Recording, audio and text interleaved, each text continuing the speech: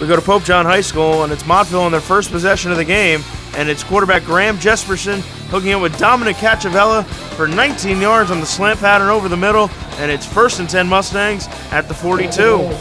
Then on 4th and 3, Montville is going for it in Pope John territory, and they fake the handoff up the middle, and it's Graham Jesperson taking it himself right up the gut and busting it for 41 yards to the house for the touchdown, as it's 6-0 Montville early in the first quarter after a failed 2-point conversion. Pope John has it back looking to answer the Montville score, and it's Sonny Abramson finding Tim Fitzpatrick open in the flat for the 16-yard pickup and a first down at the Montville 36. And then the Lions would score and take the lead here as Sonny Abramson gives it to Burrell Neal, who takes it up the middle from 9 yards out for the touchdown, and Pope John leads 8-6 after a 2-point conversion. Montville's back to punt, and it's the Lions special teams getting in on the act as they force a low punt, and it's a line drive kick that lands right into the hands of Sakai Rudolph, and the Lions have outstanding field position, 1st and 10 on the Mustangs 25. The Lions will then cap the drive here with this 6-yard touchdown pass from Abramson to Nick DiNucci to make it 16-6 Pope John late in the first quarter. After a Montville 3-and-out, Pope John has it back 1st and 10 on the 48 as Abramson drops back and threads the needle to Nick DiNucci for 19 yards and the Lions first down at the Mustangs 29. Then that would set up this 20-yard touchdown pass as Abramson delivers this strike over the middle to Tim Fitzpatrick, and the Lions now lead 22-6 at the end of 12 minutes of play. We go to the second quarter now, and Pope John has it back on offense after another Montville punt, and it's Sonny Abramson doing it with his legs as he rolls right, picks up 11 down the right side before getting knocked out of bounds, and another Lions first down. Then on the very next play, they give us to Burrell Neal, who makes a move around the left side and then is gone for 37 yards to the house for 6, and it's a 29-6 Pope John lead early in the second quarter.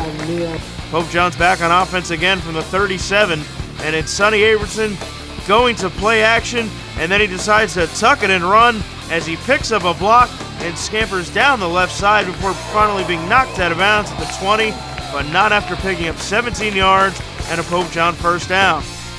Then 2 plays later, it's Sonny Abramson faking the handoff and taking it himself from 15 yards out as he dives across the goal line for the touchdown, as Pope John now increases their lead to 36-6 midway through the second.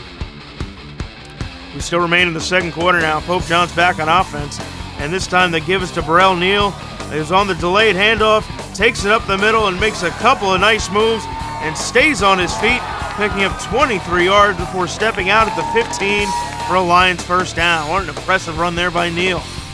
And then with just seconds left in the half, off play action, it's Abramson rolling right, hitting Tim Fitzpatrick on the run in the end zone for the score as Pope John takes a commanding 43-6 lead into the break.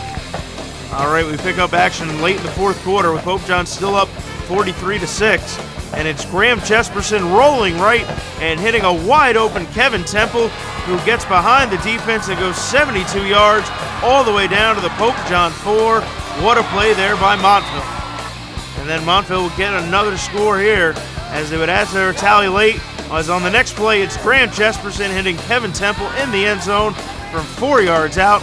But Pope John would go on to roll 43-14 to improve to 4-2 and winners of 4 straight.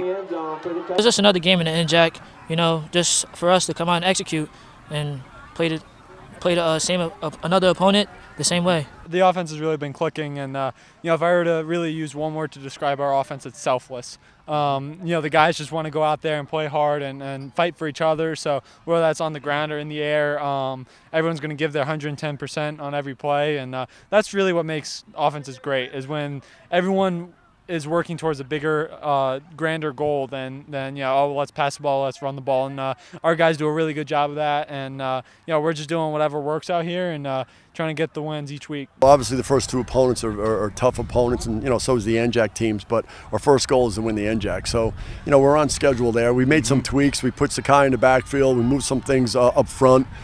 Defense, we've been solid the whole year. So I think Sakai in the backfield and moving Housen and Dylan Wade on the same sides really helped us a lot. You got good momentum going into the final weeks of the season now. Your thoughts on that and what you'd have to do from here? Same thing, just going to practice, the same attitude, work hard, practice hard, and just keep doing what we're doing. Thank God we've been healthy, so I mean we just got to focus one game at a time. Enjoy this for a couple hours, then we got to go play Morris Hills, a good team. They're playing Par Hills today, so I mean they always give us a good battle, so that should be a good game.